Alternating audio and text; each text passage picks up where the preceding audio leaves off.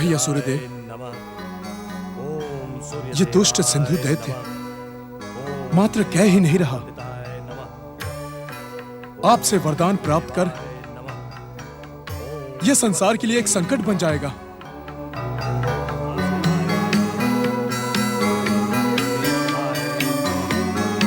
ओम भास्कराय नमः, ओम सूर्यदेवाय नमः, ओम देवासुर वंदिताय नमः। भैया सूर्यदेव। प्रणाम देवराज। नहीं सूर्यदेव, नहीं भैया, संसार के लिए मैं देवराज हूं, किंतु आपके लिए मात्र भैया हूं। भाई तो हम अवश्य हैं देवराज, परंतु मर्यादा और सम्मान की दृष्टि से आपका आदर करना मेरा परम कर्तव्य है। कहें क्या आज्ञा है? भैया सूर्य, उस दुष्ट की घोषणा तो आप सुन चुके हैं। आपका वरदान प्राप्त कर वो पृथ्वी और स्वर्ग के लिए संकट बन जाएगा। मैं आपसे यही कहना चाहता हूं कि आप उस दुष्ट को वरदान ना दें। मैं तो कर्तव्य के पथ का पथिक हूं देवराज। ना तो मैं किसी के कार्य में हस्तक्षेप करता हूं और ना ही मुझे किसी का हस्तक्षेप अपने कार्य में प्रिय है। ये प्रश्न हस्तक्षेप का नहीं है भैया, ये संसार के कल्याण और जनहित का प्रश्न है। मैं जानता हूं देवराज, मैं जानता हूं कि संसार कल्याण और जनहित से अधिक आपको अपने स्वर्ग की चिंता है। इसे देखकर आपके स्वर्ग की सुरक्षा पर संकट के बादल मंडराने लगे हैं। इस कारण आप मुझे इसे वरदान न देने के लिए कह रहे हैं। आप मेरा अपमान कर रहे हैं सूर्यदेव। मैं तो सत्य कह रहा हूं देवराज, सत्य कह रहा हूं। अगर सत्य को सुनकर आप आहत हो रहे हो तो ये बात प्रमाणित होती है कि मेरा कथन सत्य है। मैं आपको आज्ञा भी दे सकता हूं सूर्यदेव, और आपको विवश होकर मेरी आज्ञा का पालन करना ही होगा। ऐसी भूल ना करिएगा देवराज कि छोटा भाई बड़े भाई की आज्ञा की उपेक्षा करे। इससे आपके संसार के कल्याण की भावना को पीड़ा पहुंचेगी। तुम अपनी मर्यादा की सीमा लांघ रहे हो सूर्यदेव। देवता होने के कारण देवराज इंद्र की आज्ञा मानना तुम्हारा परम कर्तव्य है।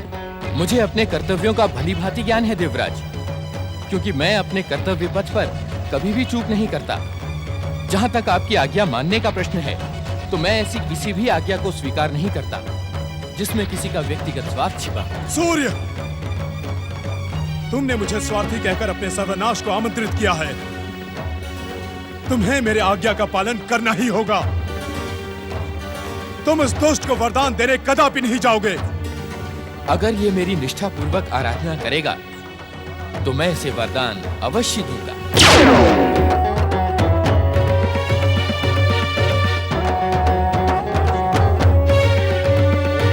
देवराज इंद्र की उपेक्षा करके तुमने उचित नहीं किया सूर्यदेव। समय आने पर इसका दंड मैं तुम्हें अवश्य दूंगा।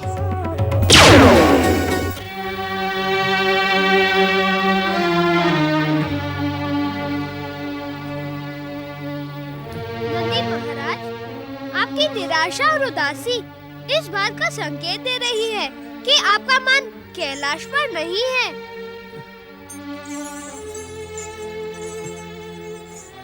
नहीं मयूरेश्वर, ऐसी कोई बात नहीं है। तो फिर कैसी बात है नंदी महाराज? अच्छा एक बात तो बताओ, गौरी पुत्र श्री गणेश और भैया कार्तिकेय का मिलन अवश्य ही आनंदमय रहा होगा। माता पार्वती भी लंबे समय के पश्चात भैया कार्तिकेय को देखकर अत्यंत प्रसन्न हुई होंगी। हाँ मयूरेश्वर, वो दृश्य अत्यंत आनंददायक था। दोनों भाई गले मिल रहे थे। माता पार्वती तो कुमार कार्तिकेय को हृदय से लगा रही थी।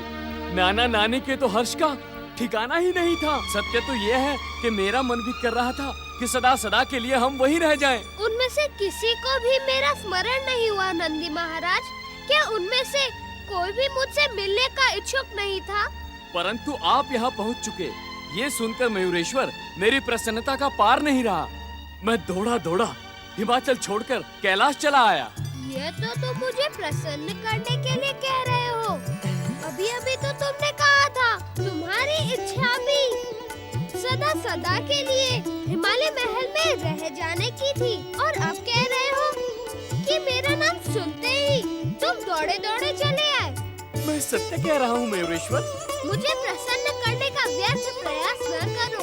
मैं तुमसे हिमालय महल का समाचार सुनकर अत्यंत प्रसन्न हूँ और इस कारण भी प्रसन्न हूँ कि मुझ अकेले को पिताश्री शिव शंकर की परम पावन सेवा का अवसर प्राप्त हुआ।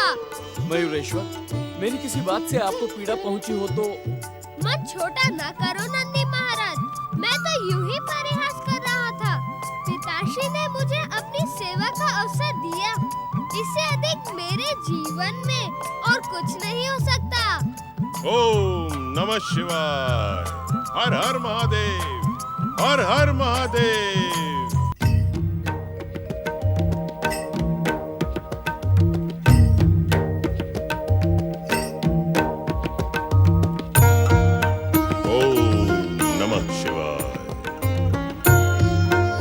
देवादिदेव महादेव, आपसे तो इस संसार की कोई भी घटना अनजानी नहीं रहती। आप किस घटना का उल्लेख कर रहे हैं दैत्य गुरु? उग्रा पुत्र सिंधु दैत्य के प्रकट होने का दृश्य आपने अपने ध्यान में प्रत्यक्ष देखा होगा। उस दुष्ट दैत्य की दुष्टता देखें शिव शंकर। कैसी दुष्टता दैत्य गुरु? देवादिदेव, उस दुष्ट ने अपने गुरु के आदेश की उपेक्षा करके आपकी आराधना करना अस्वीकार कर दिया है। वह उन्हीं सूर्य देव की आराधना करना चाहता है जिन्होंने उसकी माता को शाप देकर उसका शरीर अग्नि में बना दिया था। दैत्य गुरु शुक्राचार्य, यदि सिंधु दैत्य की श्रद्धा अदिति पुत्र सूर्यदेव में है तो रहने दीजिए। कैसे रहने दे भोलेनाथ? उसने अपने गुरु का अपमान किया है, शिव आराधना को ठुकराया है। उसकी दुष्टता को आप दंडित करें, यही प्रार्थना लेकर मैं आपकी सेवा में उपस्थित हुआ।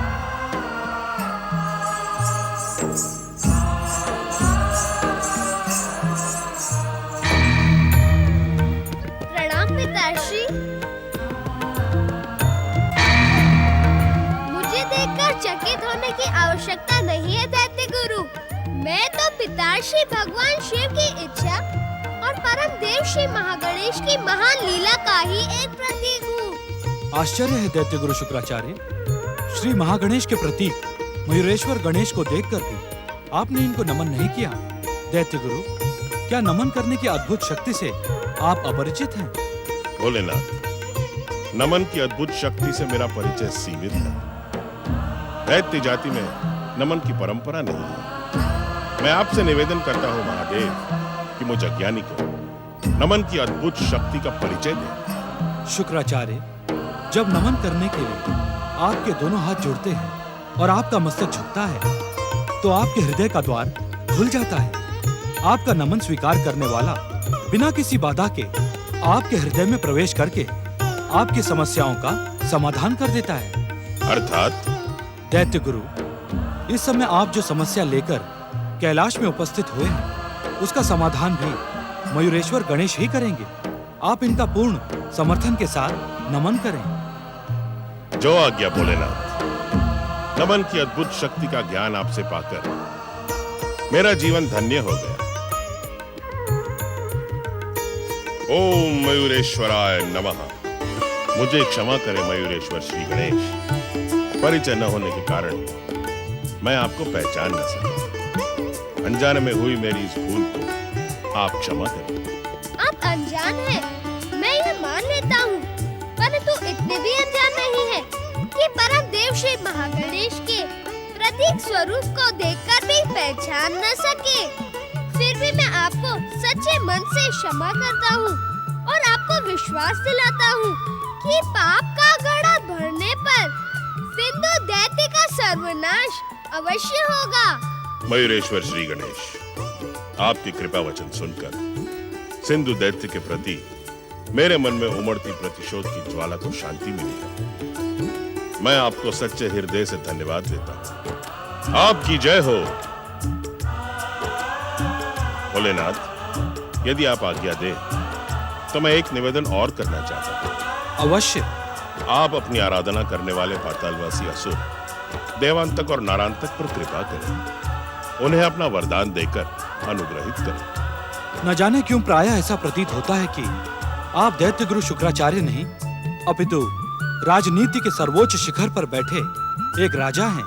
जो राजनीति के क्षेत्र में विजय पाने के लिए अपना पासा फेंकता रहता है। मैं कुछ समझा नहीं महादेव। एक ओर तो आप सिंधु दैत्य का सर्वनाश करवाना चाहते हैं और दूसरी ओर नरांतक और देवांतक का उद्धार करवाना चाहते हैं। दैत्य गुरु, एक गुरु के लिए उसके सभी शिष्य समान होने चाहिए।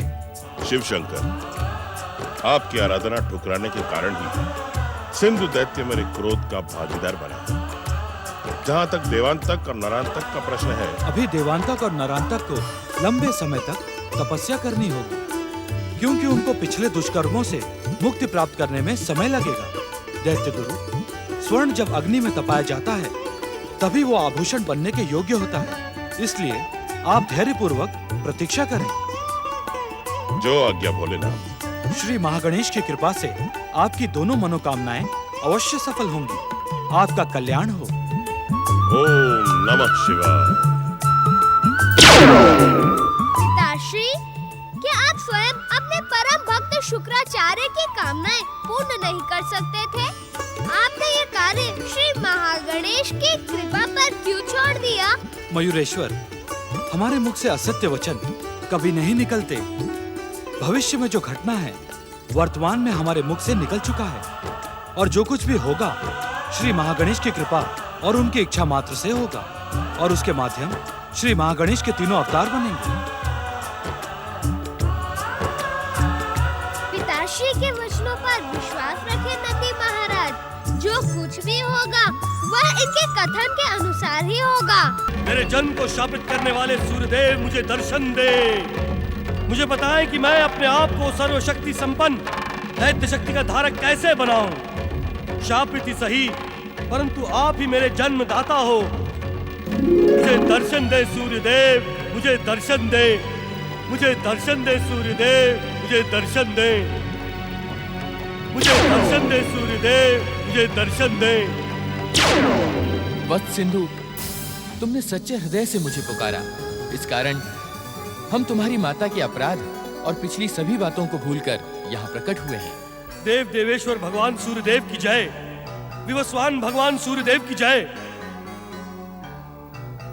सिंधु, हमारे भाई देवराज इंद्र ने हमें चुनौती दी है कि हमारा वरदान पाकर भी तुम स्वर्ग विजय नहीं कर पाओगे। भैया इंद्र अपनी विशाल देव सेना के साथ युद्ध में परास्त करके तुम्हें नष्ट कर देंगे। सूर्यदेव, आपके वरदान की शक्ति के साथ मैं इंद्र के अहंकार को खंडित कर दूंगा। मेरी महापराक्रमी और वरदानी शक्ति के सामने इंद्र को पराजय स्वीकार करनी ही होगी।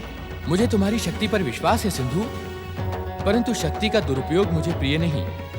यदि मेरा वरदान पाकर तुम अपनी शक्ति का दुरुपयोग न करने का वचन दो तो मैं तुम्हें परामर्श दे सकता हूँ। कैसा परामर्श भगवान? हम तुम्हें अतुल बल और अपनी इच्छा के अनुसार रूप बदलने और विशाल दैत्य सेना प्रकट करने का वरदान देना चाहते हैं। तो विलंब क्यों भगवान? विलंब क्यों? मुझे मेरा मनोवांछित वरदान प्रदान करें। वरदान पाने की योग्यता प्रकट करनी होती है सिंधु। कैसी योग्यता सूर्यदेव? अपना मनोवांछित वरदान पाने के लिए अब तुम अपनी माता से भी अधिक निष्ठा के साथ हमारी आराधना सहित तपस्या का प्रारंभ करो। क्या बिना तपस्या के वरदान प्राप्त नहीं हो सकता? नहीं, बिना तपस्या के वरदान देना विधि और विधान के विरुद्ध है।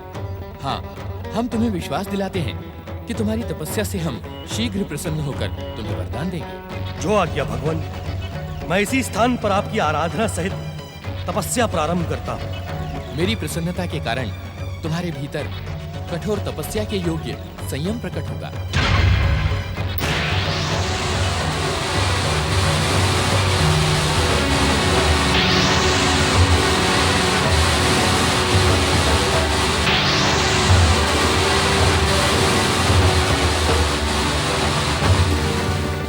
अब तुम्हारा आकार तपस्या के योग्य हो गया है।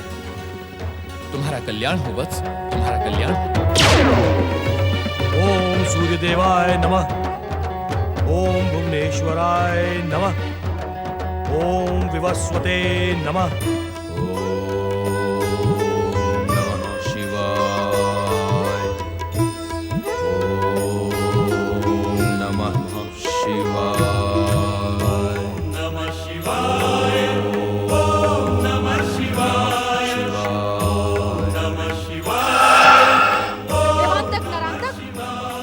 क्यों व्यर्थ परिश्रम कर रहे हो?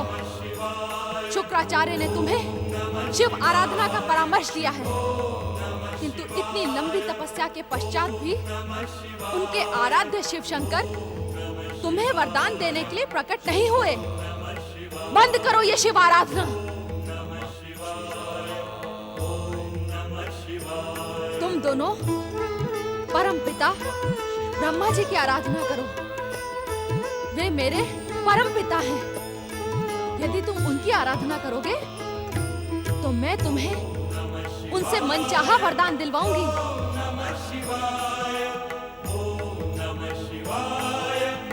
तीनों तारक पुत्रों तारकाक्ष, कमलाक्ष और विद्युन्माली ने ब्रह्मदेव से त्रिपुरों का वरदान पाया है। वे तीनों संसार का सर्वश्रेष्ठ सुख भोग कर रहे हैं। तुम दोनों भी ब्रह्मा जी की आराधना करो। हाँ, ब्रह्मा जी की आराधना करो। देवांतक, देवांतक, नरांतक। दैत्य माता दीदी, तुमने हमारी वर्षों की शिव तपस्या को खंडित करके बहुत बड़ा अपराध किया है। तुम दैत्य माता नहीं, दैत्यों की शत्रु हो, शत्रु। इस अपराध के लिए हम तुम्हें कदापि क्षमा नहीं करेंगे दैत्य माता। मैं तुम्हारी शुभ चिंतक हूँ। मैं तुम्हें उचित परामर्श देने के लिए यहाँ आई थी। मेरा परामर्श मान लेना ही तुम्हारा कल्याण है। यदि तू हमारी शुभ चिंतक होती तो हमारी तपस्या खंडित नहीं करती। मैं तुम्हें इच्छित वरदान दिलवाना चाहती हूँ। शिव आराधना का त्याग करके तुम परम पिता ब्रह्मा जी की आराधना करो। नहीं, शिव हम असुरों के आराध्य हैं। हम उनकी तपस्या का त्याग नहीं करेंगे। तुम्हें शिव आराधना का त्याग करना ही होगा। ये मेरी आज्ञा है। तू कौन होती है हमें आज्ञा देने वाली? हाँ, यदि जीवित रहना चाहती है तो चली जा यहाँ से, अन्यथा हमारा क्रोध तेरा सर्वनाश कर देगा। हाँ, मूर्खों, क्या तुम दैत्य माता दिति की परम शक्ति से परिचित नहीं हो? दैत्य माता दिति का अपमान तुम्हारे अंत का कारण बन जाएगा। भैया देवांतक, ये दुष्टा इस तरह मानने वाली नहीं। इसे दंडित करना ही होगा। तुम ठीक कह रहे हो भैया नरांतक। आओ, भैया नरांतक, हमने दैत्य गुरु का परामर्श माना, परंतु दैत्य माता दिति ने हमारी तपस्या पूर्ण न होने दी। अब हम दैत्य गुरु को क्या मुंह दिखाएंगे? यही तो मैं भी सोच रहा हूँ भैया देवांतक। अब भगवान शिव भी हम पर प्रसन्न नहीं होंगे। ऐसी स्थिति में हमारा पाताल लोक जाना ही उचित होगा। समय व्यर्थ करने से उचित तो ये होगा कि हम पाताल की ओर चले। नारायण नारायण। पातालवासी देवांतक और नरांतक, तुम दोनों इस प्रकार दुखी ना हो। तुम दोनों की तपस्या खंडित करने की दोषी दैत्य माता दिति है, तुम दोनों नहीं। ये बात भगवान शिव से भी छिपी हुई नहीं है। कौन हो तुम और हमें परामर्श क्यों दे रहे हो? मैं देवताओं का ऋषि नारद हूँ। देवताओं के ऋषि असुरों का परामर्श देने आए हैं। असुरों को नहीं, तपस्वियों को। संसार में तपस्या करने वाला हर व्यक्ति नारद का मित्र है। अपनी भक्ति को सुदृढ़ बनाने के लिए उसे परामर्श देना नारद का कर्तव्य है। कहीं तुम्हें देवराज इंद्र ने तो नहीं भेजा है? मूर्खता की बातें ना करो देवांतक और नरांतक। तुम्हारे पाताल लोक जाने की बात सुनकर देवराज इंद्र तो प्रसन्न होंगे ही। वे तुम्हें निरंतर तपस्या का परामर्श तो दे नहीं सकते। तो क्या हम अपनी खंडित तपस्या का पुनः प्रारंभ कर सकते हैं? नारायण नारायण। अवश्य देवांतक और नरांतक, अवश्य। तुम्हें सच्चे मन से शिव आराधना प्रारंभ कर देनी चाहिए। भगवान शिव आशुतोष है। वे अवश्य तुम्हारी तपस्या से प्रसन्न होकर तुम्हें आशीर्वाद देंगे। नारायण नारायण।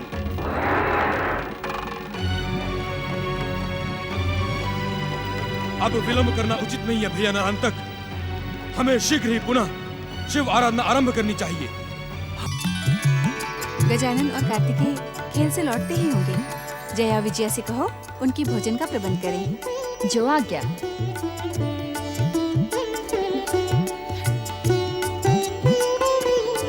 तुम दोनों खेल में अपनी सुध-बुध भूल जाते हो क्या? तुम्हें भूख प्यास का भी ध्यान नहीं रहता? ध्यान न रहता तो हम लौट कर ही क्यों आते?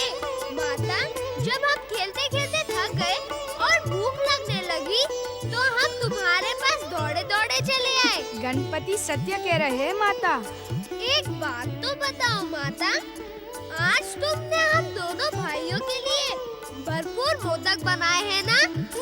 महारानी मैना, हमारे प्रिय नाती गणेश को मोदक कितने अच्छे लगते हैं। जी महाराज। प्रणाम नाना श्री। प्रणाम नानी श्री। दीर्घायु हो पुत्रो। गजानन, हमें तुम्हारी भूख का पूरा ध्यान है। ये लो, अब तो तुम्हारे साथ साथ कार्तिकेय भी मोदक प्रिय हो गए हैं। ये लो। जानते हो गजानन, आजकल हमारी पाकशाला में मोदक और लड्डुओं के अतिरिक्त और कुछ नहीं बनता। हम सब इन दिनों मोदकों का ही भोजन करते हैं।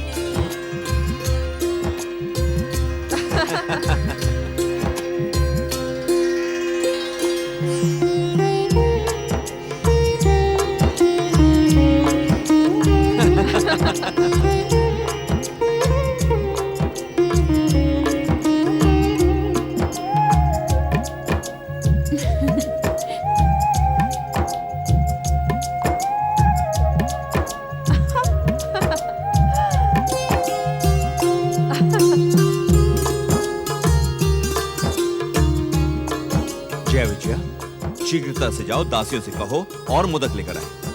गजानन को कुछ भी कहने का अवसर न देना। मैं कुछ नहीं कहूँगा नानी माँ। ये डकार तो ये दिखाने के लिए थी कि हम दोनों अभी तृप्त नहीं हुए हैं। ओम महागणेशाय नमः। प्रणाम देवर्षि। आपका कल्याण। आप उचित समय पर पधारे हैं देवर्षि। नानी माँ, देवऋषि के लिए कुछ प्रसाद और मंगवाइए। ये विश्व भ्रमण करके आ रहे हैं। इनकी भूख तो हमसे कई गुना अधिक होगी। एक दंत, मेरी भूख तो आप सभी के एक साथ दर्शन पाकर शांत हो गई है। मुझे प्रसाद की आवश्यकता नहीं है।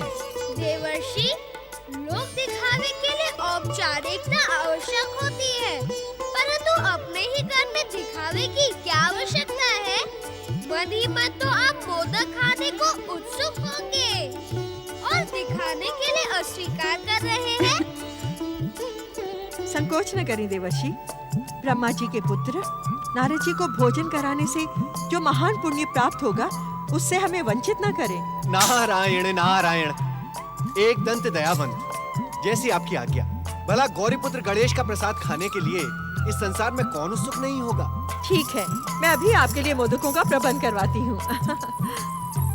देवर्षि, आपने अब तक माता को संसार का नवीन समाचार नहीं सुनाया।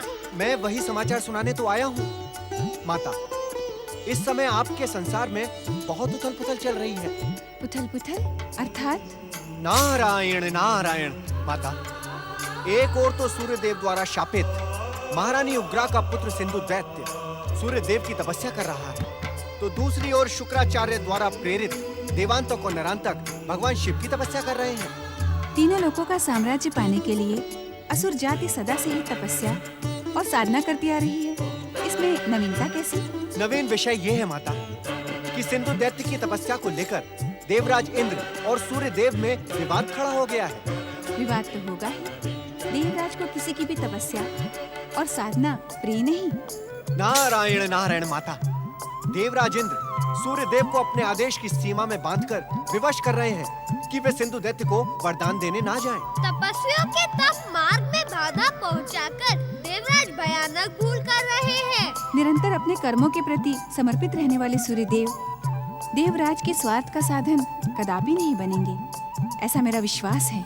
आपका विश्वास सत्य का प्रमाण है माता।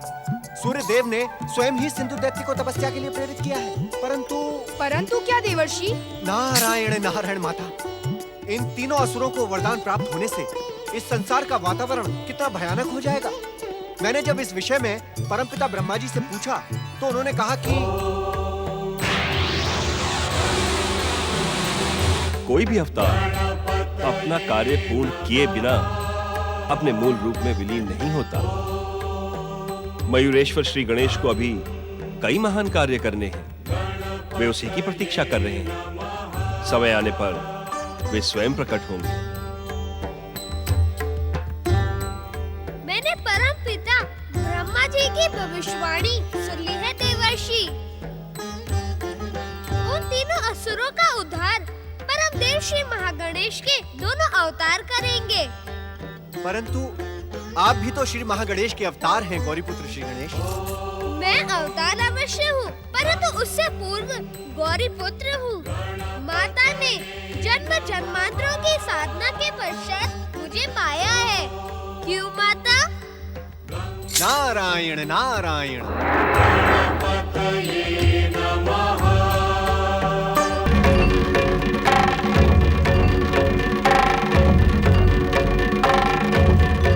आज न जाने क्यों शिव आराधना में मेरा मन नहीं लगता। दैत्य जाति के भविष्य को लेकर पिछले कई दिनों से मेरा मन चिंतित है। मुझे आपका ही सहारा है भोलेनाथ। दैत्य जाति को अपनी कृपा प्रदान करें आशुतोष, कृपा प्रदान करें। शुक्राचार्य,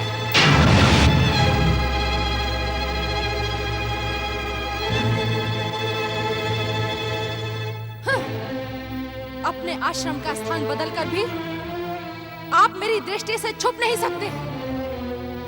जान सकती हूँ कि आपने मुझे सूचना दिए बिना अपने आश्रम का निर्माण इस गुफा में क्यों कर लिया? दैत्य माता दीदी, मैंने आश्रम का स्थान परिवर्तन आपसे छुपने के लिए नहीं किया है। आश्रमों में रहने वाला प्रत्येक मुनि चतुर्मास प्रारंभ होने से पहले किसी अन्य स्थान पर अपने आश्रम का निर्माण कर लेता है। मैंने भी उसी परंपरा का पालन किया है। मैं आपकी परंपराओं से भली भांति परिचित हूँ शुक्राचार्य। शिव आराधना का ढोंग करने वाले वास्तव में आप दैत्य गुरु नहीं, दैत्य शत्रु हैं। देवांतक और नरांतक को शिव आराधना का परामर्श देकर आपने उन्हें भ्रमित किया है। दैत्य माता, अपना दोष दूसरे के मस्तक पर मढ़ देने में आपकी चतुराई जगत प्रिय है। दैत्य माता दीदी, मैं जानता हूं कि आपने उन दोनों की तपस्या को खंडित किया है, उनके वर्षों के परिश्रम को व्यर्थ कर दिया है। मैं उन्हें ब्रह्मदेव की आराधना का परामर्श देना चाहती थी, किंतु तुम्हारी मायावी शक्ति के सम्मुख उन्होंने मेरी उपेक्षा करने की भूल की है, जिसका परिणाम उन्हें भुगतना ही होगा। परिणाम उन्हें नहीं दैत्य माता, परिणाम तो आपको भुगतना होगा। शिव आराधना खंडित करने का दोष आपको भोगना होगा। शिव मुझे क्या दंडित करेंगे? मैं स्वयं अपनी दानवी शक्ति से शिव और श्री महागणेश के संसार में भूचाल ला दूंगी। सावधान दैत्य माता, सावधान। भगवान शिव का अपमान करके आप अपने सर्वनाश की भूमिका रच रही हैं। उपेक्षा और तिरस्कार के कारण आपका मानसिक संतुलन बिगड़ गया है। मानसिक संतुलन मेरा नहीं, तुम्हारा बिगड़ा है शुक्राचार्य। शिव को प्रसन्न करने के चक्कर में तुम दैत्य और असुरों को अनुचित शिक्षा देते हो। मैं तुम्हारे इस कार्य को कभी भी क्षमा नहीं करूंगी। मुझे आपकी क्षमा की आवश्यकता नहीं है दैत्य माता। इस समय तो चिंतित होने के स्थान पर आप दैत्य जाति के विरुद्ध षड्यंत्र रच रही हैं। इस समय चिंतित होने का मुझे तो कोई कारण दिखाई नहीं देता। महारानी उग्रा के पुत्र सिंधु दैत्य ने मेरी आज्ञा को ठुकराकर सूर्य देव की आराधना प्रारंभ कर दी है। वो सूर्य देव को प्रसन्न करके शीघ्र ही उनसे वरदान प्राप्त कर लेगा और देवांतक और नरांतक से पहले स्वर्ग पर अधिकार कर लेगा। इस पर तो तुम्हें प्रसन्न होना चाहिए शुक्राचार्य। यदि कोई दैत्य स्वर्ग पर अधिकार करता है तो तुम क्यों चिंतित हो रहे हो? सिंधु दैत्य के स्वर्ग पर अधिकार प्राप्त कर लेने से दैत्य जाति को तनिक भी लाभ नहीं होगा। वो दैत्य जाति और दैत्य गुरु की उपेक्षा करके सूर्य आराधना कर रहा है। उधर देवराज इंद्र ने सूर्य देव को सिंधु की तपस्या सफल ना करने का आदेश दिया है। दैत्य माता, यही मेरी चिंता का कारण है। तो क्या सूर्यदेव सिंधु दैत्य की तपस्या सफल नहीं करेंगे? सिंधु दैत्य को लेकर सूर्यदेव और देवराज इंद्र में विवाद प्रारंभ हो गया है। सूर्यदेव ने दृढ़ निश्चय किया है कि वे तपस्वी को उसकी तपस्या का फल अवश्य प्रदान करेंगे।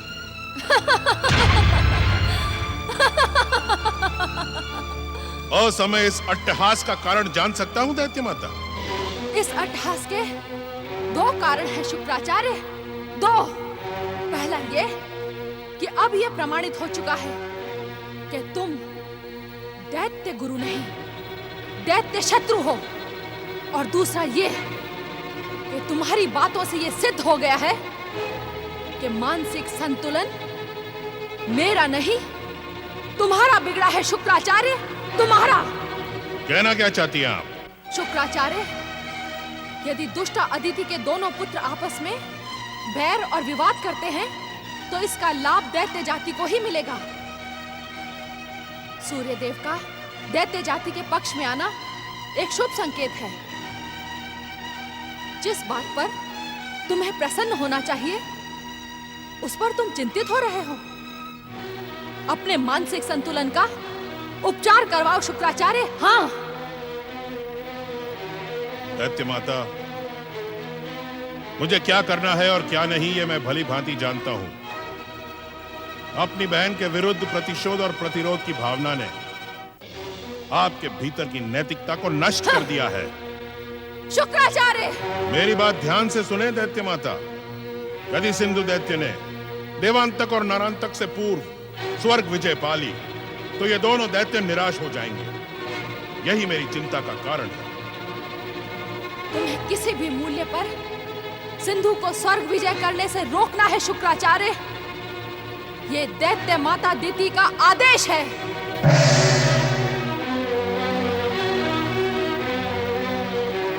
दैत्य माता दिति, मैं आपके आदेश की सीमा में बंधा नहीं।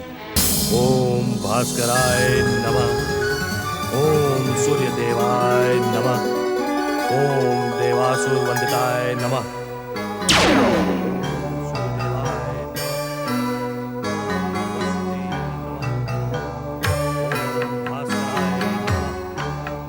ओम सूर्यदेवाय नमः। ओम विवस्वते नमः। ओम भास्कराय नमः। अग्निदेव, जैसे जैसे सिंधु दैत्य की तपस्या पूर्णता की ओर बढ़ रही है वैसे वैसे देवताओं के मध्य संघर्ष की संभावना बढ़ती जा रही है।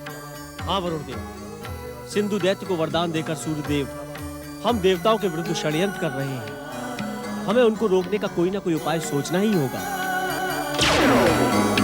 यदि तुम तीनों सूर्यदेव के षड्यंत्र को खंडित करना चाहते हो तो सिंधु की तपस्या को पूर्ण नहीं होने देना। अर्थात देवराज, हम सिंधु की तपस्या में बाधा उत्पन्न करें? हाँ, यदि उसकी तपस्या पूर्ण ही नहीं हुई तो सूर्यदेव उसे वरदान क्या देगा?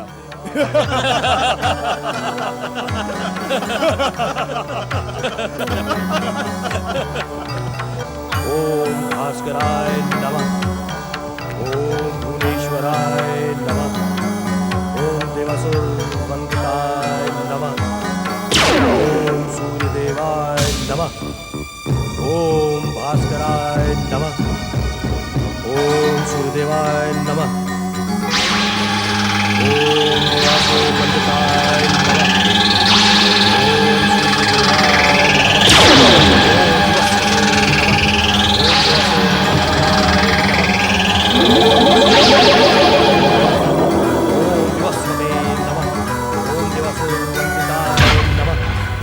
एक तपस्वी की तपस्या में बाधा पहुंचाकर तुमने देवताओं के नाम को कलंकित कर दिया है। लौट जाओ यहाँ से, लौट जाओ, अन्यथा मेरा तेज तुम्हें भस्म कर देगा।